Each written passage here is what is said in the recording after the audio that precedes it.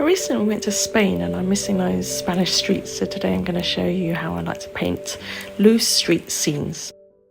I've dropped in the reference image here. It's a photo I took myself, so feel free to have a go using the image. Okay, so I start by using watercolour to block out key shapes, and it really helps the sketch feel loose, and then I find that I don't fall into the trap of being too restricted once the line work is done.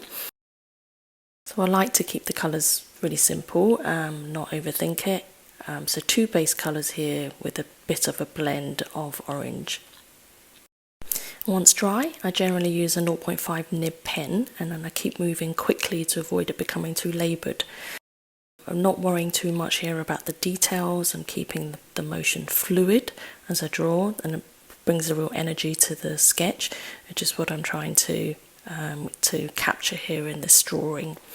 So I'm picking out the darkest areas to fill in with my black pen, and a really good way to do this is to squint when you look at a scene or image, because that really helps you pick out the lights and the darks and distinguish that and then capture that on paper.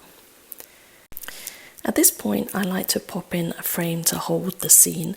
I tend to leave this until nearer the end rather than the beginning, because with a quick sketch like this, it allows me to decide how I want the frame to look in conjunction with the drawing itself.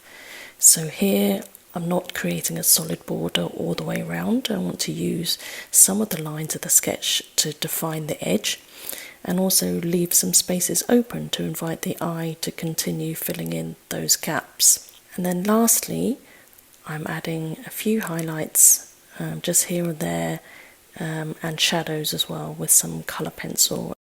Check the description below for materials that I've used today. I hope you find that useful. Don't forget to check back in for more drawing tips. See you next time.